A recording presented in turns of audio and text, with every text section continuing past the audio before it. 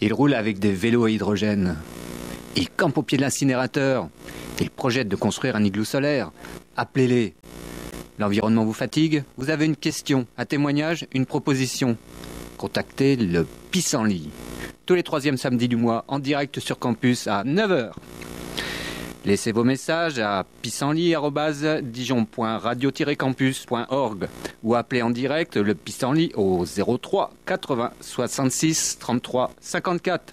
Tous les 3e samedis du mois en direct sur campus à 9h. Et voilà, nous voilà revenus pour une nouvelle émission du Pissenlit, l'émission écolo sur Radio Campus. Bonjour Thierry. Salut Stéphane. Ça va? Alors aujourd'hui, on va parler d'un sujet assez peu connu qui concerne tout le monde, de toute façon une fois de plus, comme tous les sujets sur l'écologie. On va parler d'Agenda 21. Donc est-ce que tu as ton calendrier? Et non, ce n'est pas... Non, je sais pas combien on est le 15 ou le 16. Voilà, ouais, non, mais... Bah non, mais c'est pas donc un Agenda 21 n'a rien à voir, enfin pas grand-chose à voir avec un calendrier, en fait. Je vais vous lire une petite définition qu'on trouve tout simplement sur Wikipédia, qui est pas mal. Oh oui, fais-nous la lecture, Stéphane. L'Agenda 21 est un plan d'action pour le 21e siècle. Pas mal déjà. Hein. Bah, d'où le 21. Voilà. Adopté par 173 chefs d'État lors du sommet de la Terre à Rio en 1992. Ça commence à dater un peu déjà. Alors, avec ses 40 chapitres, ce plan d'action décrit les secteurs où le développement durable, fameux développement durable, doit s'appliquer dans le cadre des collectivités territoriales. Il formule des recommandations dans des domaines aussi variés que, attention, une petite liste, la pauvreté, la santé, le logement, la pollution, la gestion des mers, des forêts, des montagnes, désertification, gestion des ressources en eau, en assainissement, gestion de l'agriculture, gestion des déchets, il doit y en avoir d'autres. Donc, en parallèle à ce plan d'action, une déclaration sur l'environnement et le développement durable a été adoptée.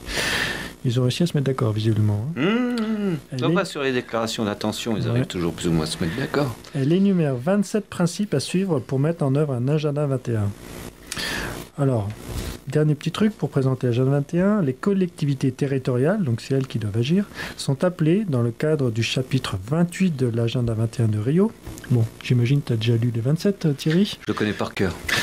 Donc, sont appelés à mettre en place un programme d'Agenda 21 à leur échelle. Très important, on verra.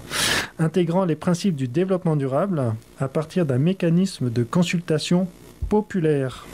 Ainsi naît l'Agenda 21 local.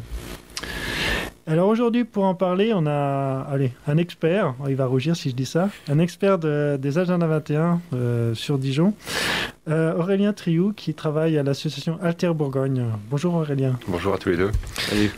Alors, cette définition, elle te plaît ? Elle me plaît sur le principe, effectivement, parce que, comme le disait Thierry, il y a quand même 173 pays qui ont réussi à s'entendre lors du sommet de la Terre en 92 à Rio sur une définition du développement durable et sur la mise en place d'un outil, l'Agenda 21, pour permettre à des collectivités de s'emparer de cette question-là. Donc, sur le principe, elle me plaît. Oui, non, c'est cool. Oui, mais c'est cool. Enfin, une idée qu'on lance en l'air, ça sert à rien. Et depuis 1992, on peut imaginer que de partout, de par le monde, il y a tout plein d'Agenda 21 qui ont été créés immédiatement dès 93 ou c'est plutôt récent. C'est d'un coup moins vert. On a effectivement des démarches qui ont été initiées sur certains territoires avant même qu'il y ait un cadre. Si je prends l'exemple de la France, parce qu'il y a qu'aujourd'hui un cadre très spécial qui a été développé par le ministère pour parler d'Agenda 21, mais il y a des territoires qui se sont engagés dans un Agenda 21 dès 93, en France et ailleurs. Ah oui, ça n'a pas traîné. Donc tu parlais d'un cadre. Hein. Oui, alors pour refaire tout le schéma, les États se sont entendus donc en 92 sur une appellation donc Agenda 21 et après il a été laissé à chaque État la liberté de mettre en place ce qu'il souhaitait. Si je prends un exemple un peu européen, la Suède a elle décidé de mettre les Agenda 21 obligatoires. Il y a donc de ça plusieurs années. Aujourd'hui ils ne sont plus obligatoires en Suède, mais il y a de ça quelques temps c'était obligatoire. En France, c'est à partir de 2006-2007 qu'il y a eu un travail assez fort qui a été fait dans ce cadre-là. Donc on est quand même quelques années après 92, 2006-2007, sur un cadre de référence autour des Agenda 21 qui s'inscrit dans le cadre de la stratégie nationale de développement durable 2007-2013, où il y a eu des objectifs quantifiés d'agenda 21. Donc en 2013, on devait arriver en France à 500 agenda 21 reconnus et 1000 engagés. Parce qu'on n'est pas obligé de se faire reconnaître, ou alors la reconnaissance par le ministère prend un peu de temps.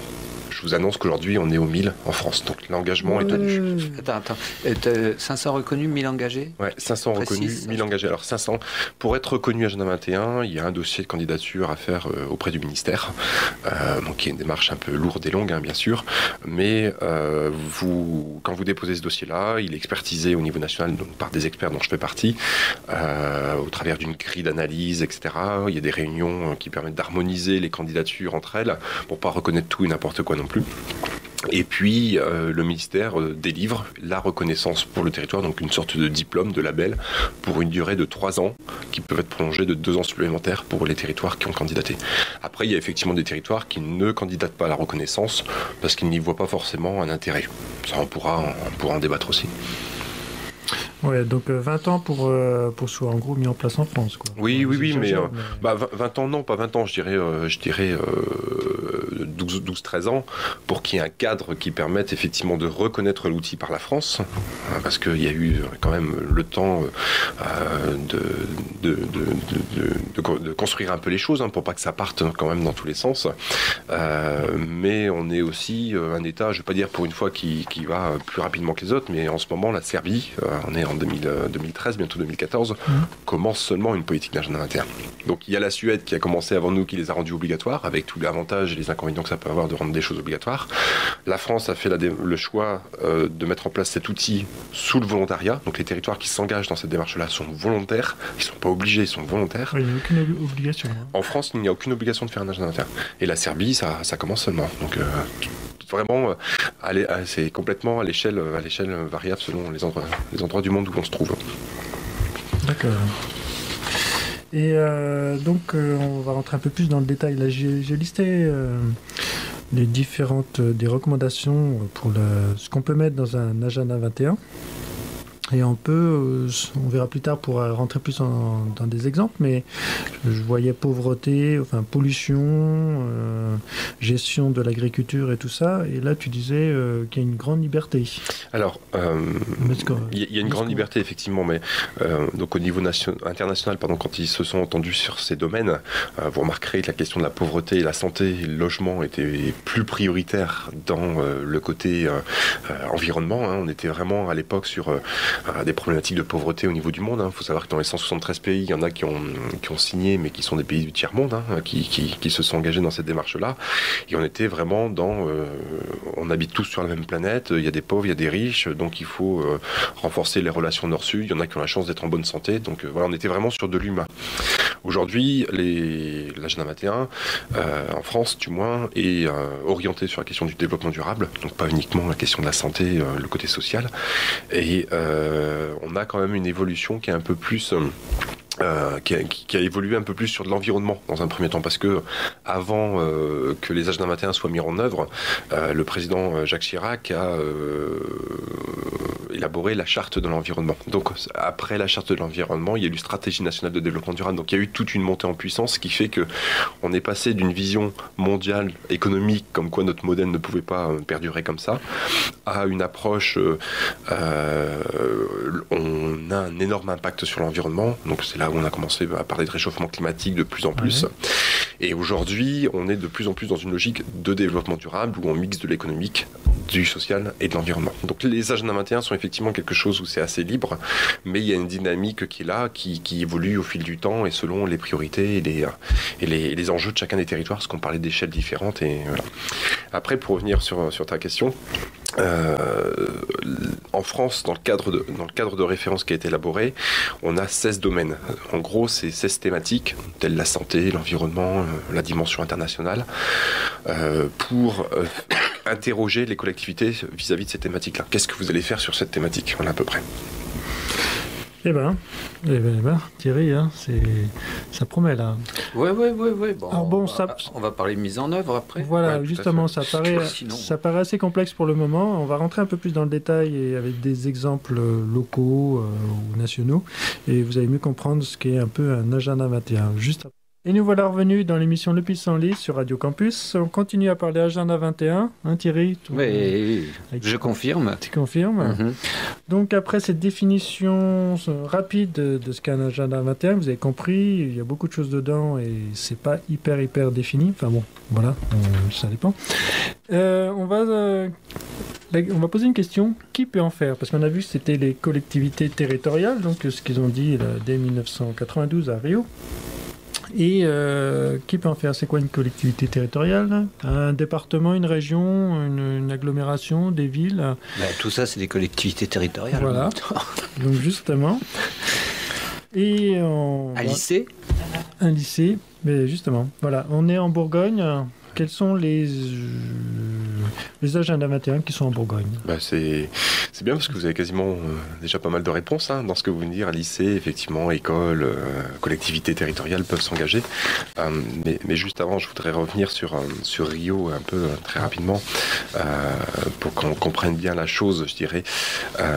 Ce qui s'est passé en 92, c'est que les États se sont effectivement mis d'accord sur quelque chose. C'était qu'il fallait faire quelque chose et que c'est bien d'attendre que les peuples du monde se rassemblent et décident de faire quelque chose. Des objectifs climat, on en a parlé, Copenhague, Kyoto, etc. sont des choses dans ce sens-là.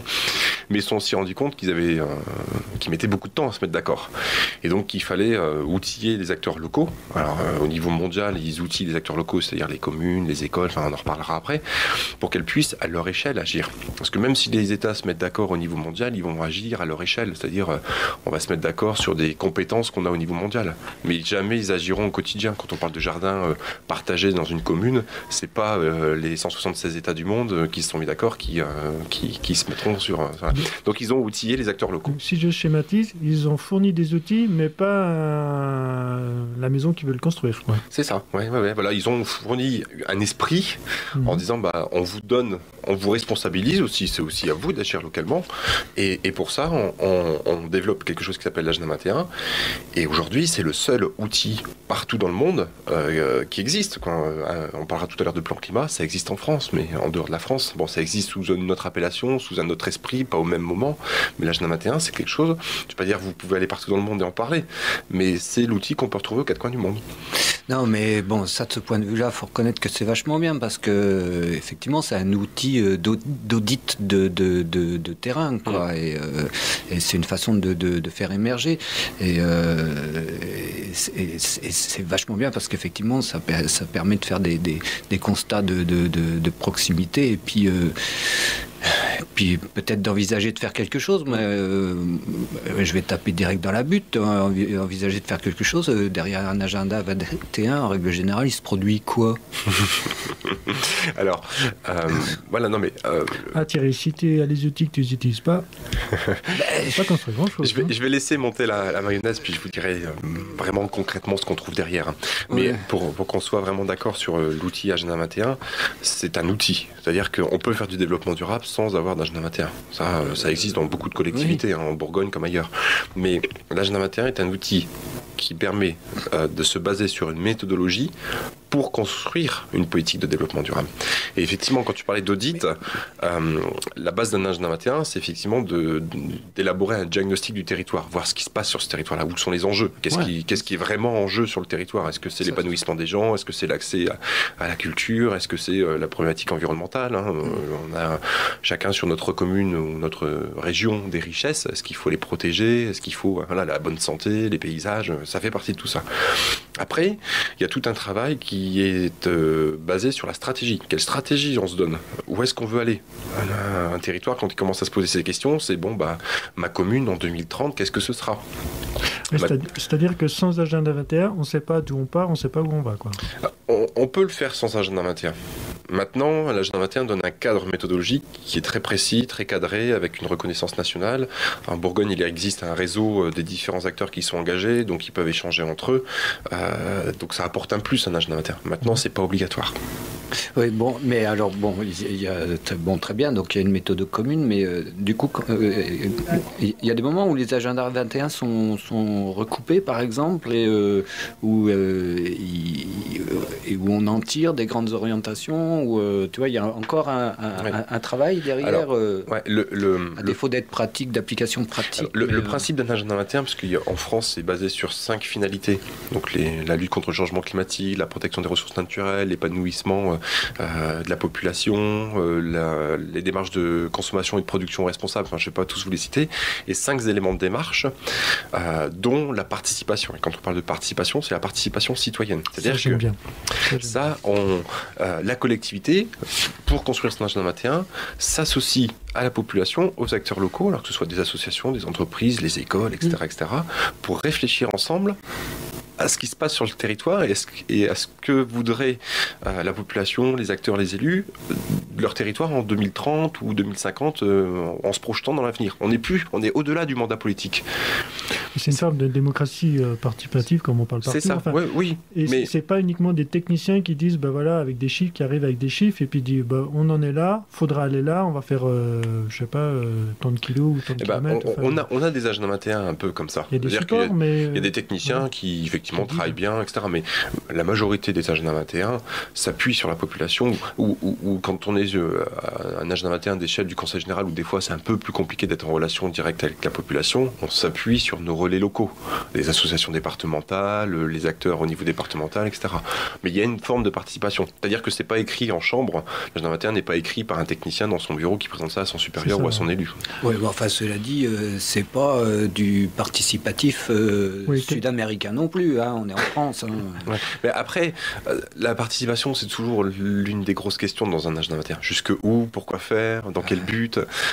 Mais c'est vraiment, quand on se met à réfléchir à ça sur un territoire, il faut se poser la question de pourquoi on souhaite faire participer la population, dans quel but, comment. Et la participation, c'est ce qu'il y a de plus créatif dans un agenda 21. Tout à l'heure, on parlait de liberté. Un agenda 21, ils peuvent être très très créatifs. D'ailleurs que moi, j'ai vu des agendas 21 où on donne des appareils photo aux citoyens, aux enfants ou aux adultes, puis on leur dit promenez-vous dans le village et prenez en photo ce qui vous plaît, ce qui vous plaît pas.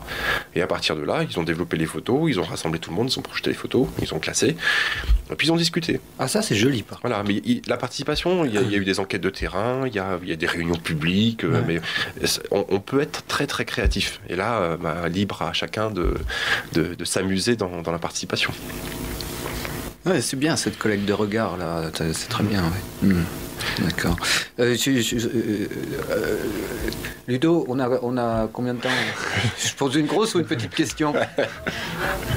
On a Ludovic qui nous coupe le temps, là, il est terrible. Allez, vas-y Thierry, pose ta question, on a le temps.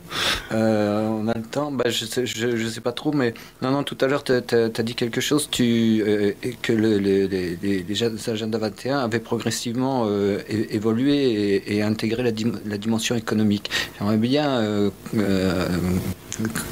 essayer de comprendre ça ou de préciser ça. Oui, c'est-à-dire si c'est pas rentable, tu as peur que on va pas le faire, quoi. Chef d'entreprise du coin, la croissance, etc. On va pas revenir il y a manière et manière, tu vois bien. Ouais.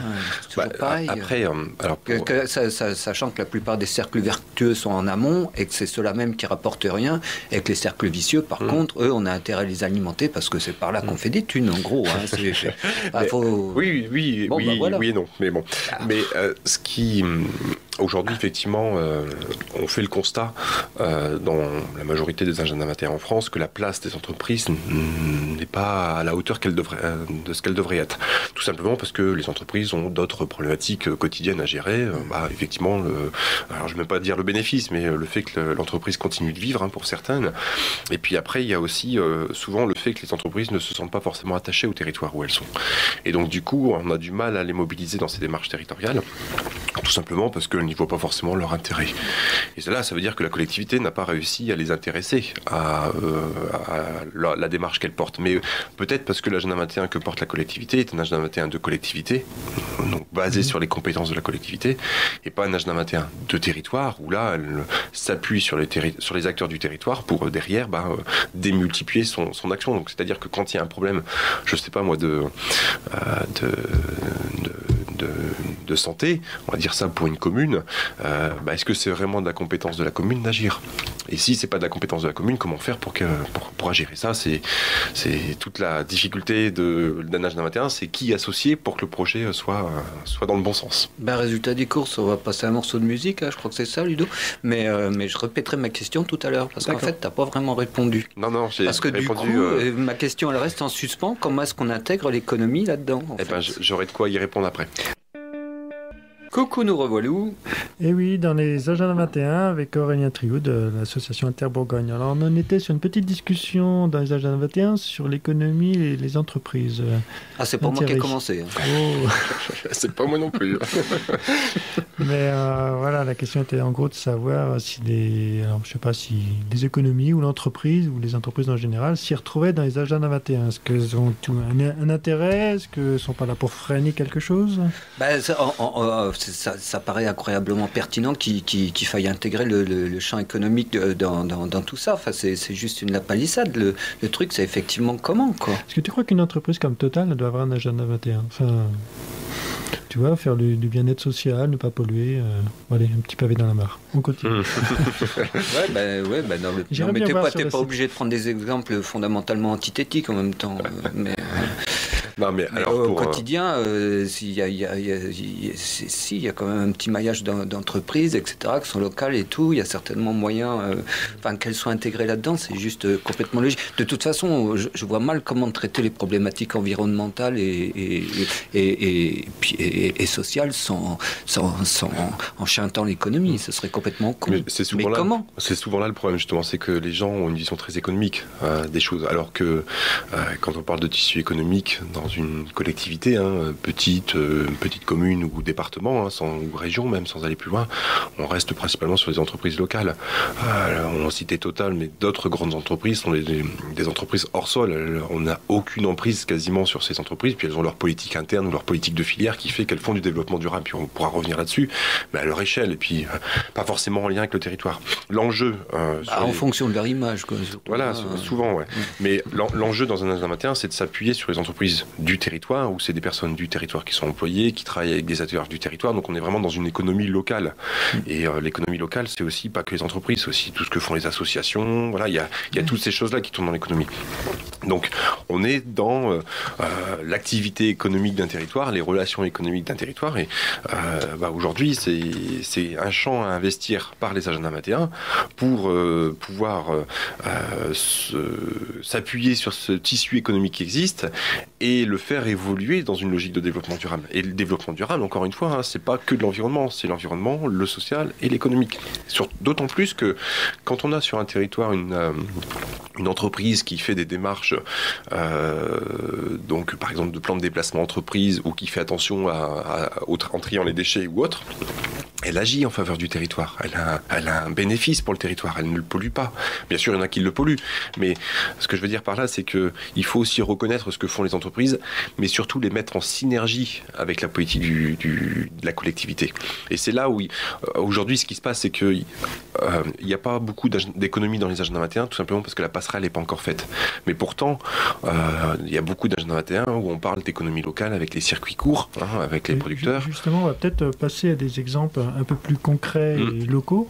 Non, attends, j'ai pas fini. Lui, il n'a pas fini sa phrase, puis je voudrais aller au bout du bout, parce que, en fait, indépendamment des entreprises, donc de l'économie d'entreprise, il y a aussi obligatoirement on va croiser l'éternel clivage entre les intérêts publics et les intérêts privés. Je veux dire, par exemple, un agenda 21 qui préconiserait de réserver tant de temps, où ce serait vraiment très bien qu'on garde tel terrain, tu vois, ne serait-ce que pour l'agriculture périurbaine ou des choses comme ça. Et si en face, il y a tout le poids de la politique du logement, et on va encore se retrouver dans cette sempiternelle opposition, pot de terre, pot de fer, tu vois, terre nourricière, et puis c'est là et où... ça, c'est intérêt public contre intérêt privé, ni plus ni moins, puis il n'y a rien à faire. Non, je dirais même intérêt privé aussi, aussi, parce que les terres... Ouais, intérêt privé, voilà. Mais d'un autre côté, alors on est... tu vois, là, on n'est même pas dans le cadre de l'entreprise, on est vraiment... Oui, on est dans le cadre d'un élu qui gère un territoire entre des terres agricoles et des terres constructibles. Il doit faire un choix. Et à partir de là, ça reste le choix de l'élu. Donc c'est là où c'est important que l'élu ait une politique et une vision globale des choses. Donc bien sûr, l'élu se retrouve, je ne vais pas dire confronté, mais souvent dans des situations de choix, mais qu'il doit faire en connaissance de cause. Et c'est toute la logique d'un agenda 21, c'est arriver à ce que l'élu, et je dirais même plus que l'élu, le conseil municipal ou le conseil communautaire ou l'assemblée départementale, quand on est sur un agenda 21 de plus grande échelle, et une bonne conscience de la globalité des choses. Et c'est là tout l'intérêt d'un agenda 21. C'est qu'on est dans une approche globale, on essaye de voir tout, le maximum de choses, dans une démarche transversale où on croise l'économie, le social, avec l'environnement, etc. Et après, bien sûr, on fait un choix. Et le choix, il n'est pas forcément bon ou mauvais, mais c'est un choix consensuel, très souvent. Voilà, alors c'est ça. Alors voilà, alors en gros, on est un petit peu rattrapé par le principe de réalité qui fait qu'en ce moment, on a un gouvernement de gauche qui fait la même politique que si c'était un gouvernement de droite, quoi, finalement. C'est compliqué. Bon. Allez, juste pour mettre la bouche, voilà. On va passer plus du local, du hyper local. Je voyais sur le site du Conseil général de Côte d'Or, il y a des agendas 21 scolaires. Bon, je ne sais pas s'il y en a sur le campus, mais il y en a au moins sur les scolaires. Et dans cette démarche, je lis sensibiliser les élèves, les enseignants et les personnels administratifs et techniques grâce à des actions concrètes menées dans les domaines tels que l'eau, les achats, donc un peu d'économie, l'énergie aussi, l'alimentation, les déplacements, la biodiversité, la solidarité, le bruit, l'air. Mais les achats, tu viens de dire les achats. Par contre, ce à quoi je crois énormément, c'est à l'implication des services des collectivités. Et puis évidemment à tous les agents techniques qui font de l'agenda 21, etc. Pour tous ceux que j'ai croisés, dans les services, il y a beaucoup de gens qui voudraient que ça bouge et que ça avance. Mais justement, pour revenir à ce que tu disais au niveau du gouvernement. Non, mais il n'y a pas de souci. Si, tu vas voir. Non, mais bon. On va pas se cacher derrière notre petit doigt. Non, mais ce qui se passe, Thierry, c'est que on sait tous très bien. Mais un principe de réalité. Quand tu reprends les choses, tu reprends les choses qui se sont passées au niveau international en 92. C'est-à-dire les chefs d'État arrivent à s'entendre sur quelque chose, une loi. Là, c'était l'agenda 21, mais en soi, ils n'agissent pas forcément. Au niveau de l'État français, je peux pas dire qu'ils n'agissent pas parce que derrière les agendas 21 en Bourgogne, il y a la DREAL Bourgogne qui est impliquée, qui met de l'argent sur les territoires pour que derrière les choses avancent, mais ils font avec leurs moyens. Maintenant, mais maintenant, on est dans un agenda 21 vraiment sur une logique de bottom-up, c'est-à-dire ça vient du terrain. C'est un engagement volontaire. Donc si les citoyens d'un collège, c'est-à-dire vous qui écoutez là, les citoyens, vous qui écoutez, si vous voulez que les choses changent, c'est à vous de bouger localement pour que ça change. C'est à vous d'aller interpeller vos élus pour que ça change. Après, l'élu, s'il veut être élu, l'élu, s'il veut être élu, il suit sa population. Tu peux pas ne pas rebondir là-dessus. Pourquoi ? Encore une fois, finalement, sur qui on se repose, c'est sur la bonne volonté du lambda, quoi. Non, c'est pas la bonne volonté du lambda. C'est la bonne volonté de quelques lambda qui lancent la démarche. Et attends, après, pour avoir fait des études sur le changement de comportement, etc., on sait qu'il y a des optimistes et des suiveurs. Hein. Donc, la mode, elle est au développement durable. On fait du développement durable. Donc, il y a des pionniers, il y a des créatifs, puis il y a ceux qui suivent. Il y aura toujours des réticents. T'es dans les créatifs, Thierry, je te rassure. Ouais, non, mais c'est pas ça. Il y a du monde qui te suit. On s'en fout de ça. C'est pas le fond du propos, mais. Bon. Il y a dans les agendas 21, de toute façon, pour qu'un agenda 21 marche, il ne peut pas être imposé par une collectivité. Il ne peut pas être imposé par l'État. Évidemment, il faut qu'il y ait des gens qui s'en saisissent. Il faut qu'il y ait des gens qui s'en saisissent. Et à partir de là, on arrive dans les exemples concrets. Pour qu'un pédibus marche quand il est inscrit dans un agenda 21, c'est parce qu'il y a la population qui... On va rentrer dans les exemples concrets après la petite pause musicale. Mais arrête de nous couper. Non, il faut du concret pour voir un peu ce que c'est. Concret après la... Alors, soyons concrets après un petit morceau de Bowie. Allez, Ziggy Stardust. Ziggy played guitar.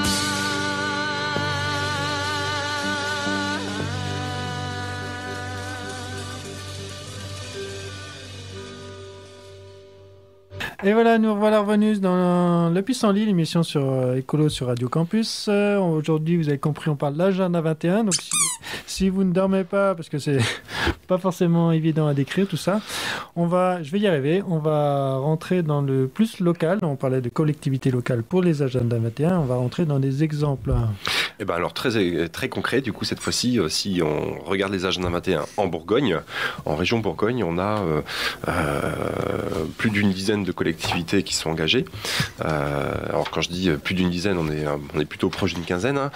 Bon, le nombre peut paraître peu important, mais en soi, on a plus de 50% du territoire de la Bourgogne et plus de 50% de la population qui est concernée par un agenda 21. Donc vous qui nous écoutez, vous êtes très certainement impacté par un agenda 21. Donc sans savoir ce que c'est, j'espère que vous en saurez un peu mieux après l'émission. Mais concrètement, on a en Bourgogne des petites collectivités qui font 50 habitants. Enfin, il y en a une, du moins, c'est la plus petite collectivité de France engagée dans un agenda 21, c'est Sainte-Colombe-en-Haussois, qui agit à son échelle, hein, pour en revenir à la définition. Et à l'opposé, on a deux conseils généraux, le conseil général de la Nièvre et le conseil général de la Saône-et-Loire, qui ont leur propre agenda 21, à leur échelle également aussi.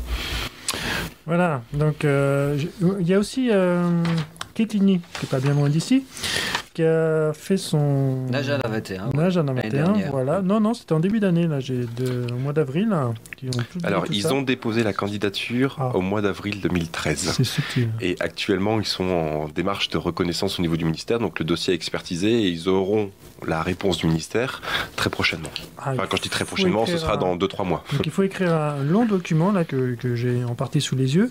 Et ensuite, ça passe au ministère, ça revient et ensuite, ils peuvent agir, c'est ça ? Non, ils peuvent déjà dès maintenant agir. Après, la reconnaissance du ministère est une simple reconnaissance, je dirais, qui va dans le sens de on reconnaît que vous êtes dans la bonne direction et on donne des conseils. On n'est pas sur on est vraiment sur une logique de on vous accompagne à aller plus loin. D'accord. Ben justement, on prend l'exemple de Quetigny parce que j'ai trouvé très sympa, bien foutu. Enfin, après, je suis pas expert, hein, mais avec tout plein d'informations dedans. Et ce qui m'a bien plu, c'est que on retrouve tout sur le net. Hein, où il suffit d'aller sur le site de la ville de Quetigny, chercher les agenda 21, c'est très rapide. Et puis vous pouvez télécharger tous les documents. Et comme on disait au début, il y a des gens qui ont participé, c'était ouvert. Moi, j'ai pas assisté à la toute première réunion pour voir. Et alors, des fiches, il y a 40 fiches. Hein, ouais, c'est là où on rentre un peu dans le côté technique d'un agenda 21. C'est-à-dire que pour effectivement agir, hein, comme tout dossier, hein, il faut des fiches actions, il faut des orientations, il faut des objectifs. Mais le plus important quand on arrive à effectivement ce gros document, c'est que les élus et les citoyens qui ont participé se mettent d'accord sur un programme d'action. On parlait tout à l'heure au début de notre interview de programme d'action. C'est-à-dire que aujourd'hui, on a presque un catalogue de toutes les idées qui ont été évoquées par la population, par les acteurs du territoire, donc des associations, mais aussi par les services de la mairie qui sont impliqués dans le projet. Et puis maintenant, il n'y a plus qu'à dérouler. Ce qui ne veut pas dire que Quetigny faisait rien avant. Parce que là, ils sont repartis dans une nouvelle dynamique, avec de nouvelles idées, et puis ils les mettent en œuvre depuis déjà quelques années. D'accord. Alors, j'ai juste quelques titres comme ça dans les fiches. Là, par exemple, fiche 1, favoriser, enfin les grands thèmes, favoriser la cohabitation intergénérationnelle. Bon. Fiche 6, développer la présence de l'art dans le quotidien. Donc, fiche 8, lutter contre la banalisation du paysage en limitant la place de la publicité. Celui-là, je l'ai sélectionné exprès. Ceux qui me connaissent. Il y avait par exemple fiche 14, réduire la pollution lumineuse. J'en fais encore 2-3. 17, installer des toilettes sèches. Donc quand on rentre vraiment dans le concret. On ne sait pas où elles sont, hein, peut-être à la mairie, enfin on verra. Pas encore mis en place, mais c'est dans les projets. Ouais. 18, favoriser une production alimentaire périurbaine. Attends, j'en ai une mieux là. Organiser la récupération, la transformation des fruits et légumes sur Quetigny en partenariat avec l'association Fruits Malins, c'est pas mal. Ils ont carrément des super fiches. Ça. Ah oui, je l'avais mis. Et il l'a mis sous le dessous de la pile. Non mais alors c'est typiquement le bon exemple justement où la ville ne peut pas faire, mais elle se met en partenariat avec des acteurs locaux pour justement développer et renforcer l'action de l'association. Oui, bien sûr. Donc on est sur une économie locale. Je décris rapidement comment est foutue une fiche. Donc il y a un axe, un objectif, l'action, par exemple réduire la pollution lumineuse. Il y a le contexte, ils expliquent la situation, le descriptif du projet. Le contexte, c'est ce qu'il y a de plus important dans une fiche. C'est-à-dire c'est l'état des lieux. C'est-à-dire que c'est l'état des lieux et pourquoi c'est important d'avoir cette fiche-là. Par exemple, moi j'ai pris la fiche cohabitation intergénérationnelle. Quel est l'enjeu derrière ça ? L'enjeu il est triple, hein, effectivement. On ne pourrait pas croire que c'est une action de développement durable, mais derrière cette cohabitation intergénérationnelle, si je prends le volet économique, les étudiants n'ont pas pas forcément toujours une facilité à se loger, parce que le logement est quand même cher au niveau de la location. Au niveau social, les personnes âgées sont souvent isolées. Et au niveau environnemental, faire habiter un jeune et une personne un peu plus âgée dans la même habitation, ça évite de construire des bâtiments, donc de l'étalement urbain, donc le grignotage sur les terres agricoles. Donc on est dans une logique de développement durable. Et tous ces éléments-là, on le retrouve dans le contexte. D'accord. Alors ensuite, le contexte, descriptif du projet. Bon là, j'ai sous les yeux réduire la pollution lumineuse, par exemple sensibiliser les habitants à la nuit noire en développant l'observation des étoiles, ne plus avoir peur de la nuit. Donc là, on est sur la feuille de route qui va servir à la collectivité ou à l'association qui porte l'affiche pour dérouler l'action. Donc on va commencer par de la sensibilisation, puis après on va essayer d'obtenir un label, des choses comme ça. D'accord. Ensuite, je vois lien avec d'autres projets, c'est-à-dire par exemple lien avec le plan climat-énergie territorial du Grand Dijon. Voilà, celui-là par exemple, quand ils réduisent la pollution lumineuse, ils vont éteindre certaines lumières ou mettre des LED à la place de l'éclairage aujourd'hui qui éclaire le ciel. Et donc du coup, ils vont consommer moins et donc du coup, ça participe au plan climat. Plan climat du Grand Dijon, d'accord. Du Grand Dijon. Le public visé, je vois habitants, copropriété, habitat social, entreprises et services municipaux. Lien avec les finalités du développement durable. Alors là, tout à l'heure, je vous parlais des 5 finalités qui avaient été issues du cadre de référence.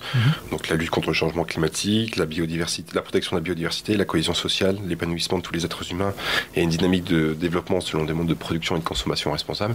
Donc là, on invite les collectivités à s'inscrire dans chacune des thématiques et là, elles voient où est-ce qu'elles se situent par rapport à cette fiche-là. D'accord.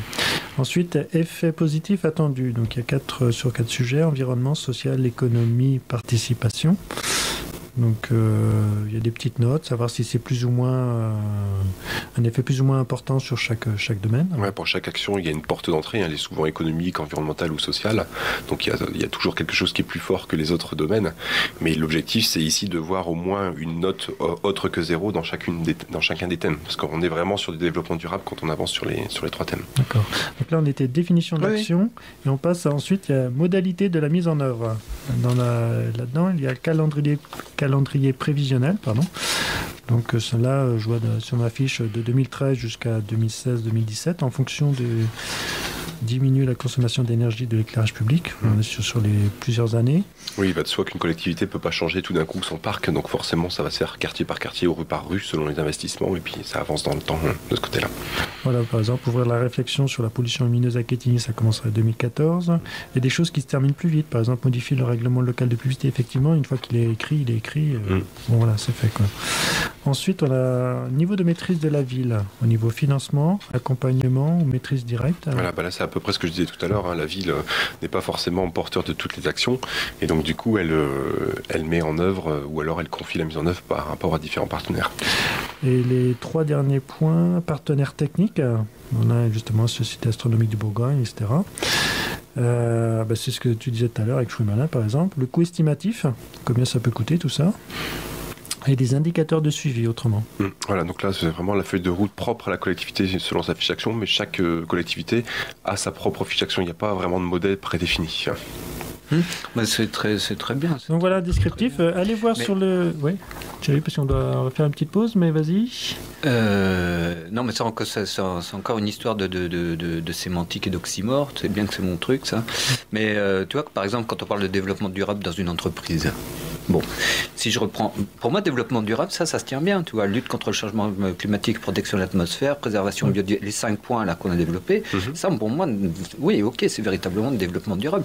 Mais développement durable dans une entreprise, 5 points là, c'est juste... je te propose qu'on fasse la pub, et puis la pause musique, et puis... tu vois, c'est l'emploi des mêmes termes pour sur des cas de figure très différents. On ne va pas rentrer dans la définition de développement durable, parce que là, il y en a pour 5 ou 6 émissions. On va faire la pause, et puis on va essayer de conclure là-dessus juste après, si on y arrive. Et c'est reparti dans... C'était pas Bachoum, ça.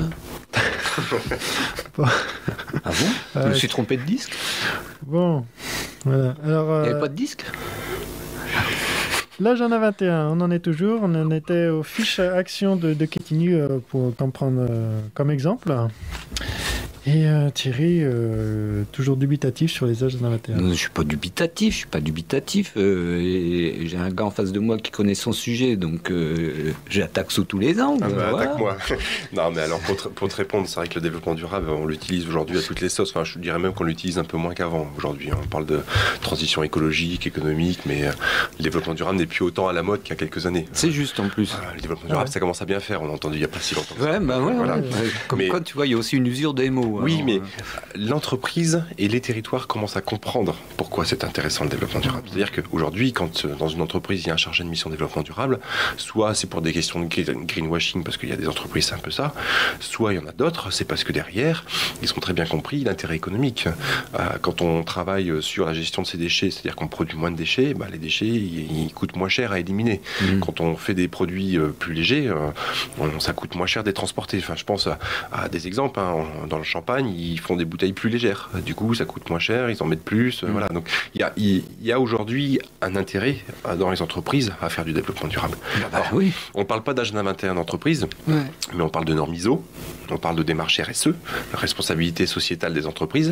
Et puis, il y a toute une économie nouvelle qui est en train de se développer avec l'économie sociale et solidaire, les scopes. Voilà, il y a des formes collaboratifs qui existent et qui sont en train d'être mis au goût du jour. Après, Agenda 21, c'est plus un outil pour des administrations, donc des collectivités, des écoles, des lycées, des associations sportives qui s'engagent. Le CNOS, le Comité national olympique du sport, si mes souvenirs sont bons, a mis en place un Agenda 21 du monde sportif. Donc il y a des choses qui avancent dans ce sens-là.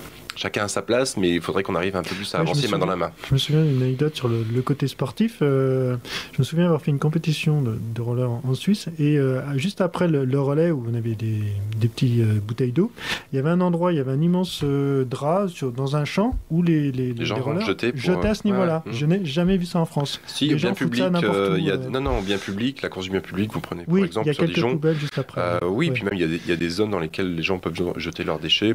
J'ai juste dans les 10 mètres qui suivent pour pas. Mais ils sont ramassés, donc après. Alors que typiquement le Tour de France, je sais pas s'ils en ont déjà un 21, mais les gobelets qui volent partout dans les champs. Mais après, c'est sûr que moi j'aimerais bien que le monde change plus vite et aille dans ce sens-là, mais je suis conscient que tout ça demande beaucoup de temps, et justement l'intérêt de la participation dans les agendas 21, c'est d'écouter ce que la population a à dire, mais c'est aussi de la cultiver un peu sur cette politique de développement durable et un peu désacraliser ce que c'est que le développement durable, parce qu'aujourd'hui quand on parle d'agenda 21, de développement durable, les gens ils ont peur, mais ils ont peur de quoi? De l'inconnu en vérité. Et quand on leur parle de développement durable quand on leur parle de choses un peu plus concrètes, qu'on leur donne la main pour qu'ils expérimentent, ils accrochent plus. Je prends un exemple très concret. Longwy, actuellement, ils font des jardins partagés au centre d'habitats sociaux. Tout le monde va dans le potager marche très bien. Il y a une association qui s'est construite et c'est des citoyens qui portent l'association. Mais ils n'ont pas l'impression de faire du développement durable. Et pourtant, ils en font.